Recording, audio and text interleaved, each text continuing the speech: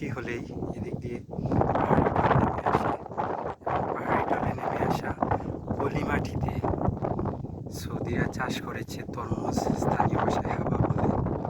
এবং এত বেশি, এত প্রচুর পরিমাণে হাবাব হয়েছে যে আসলে লোকে খেতে চায় না।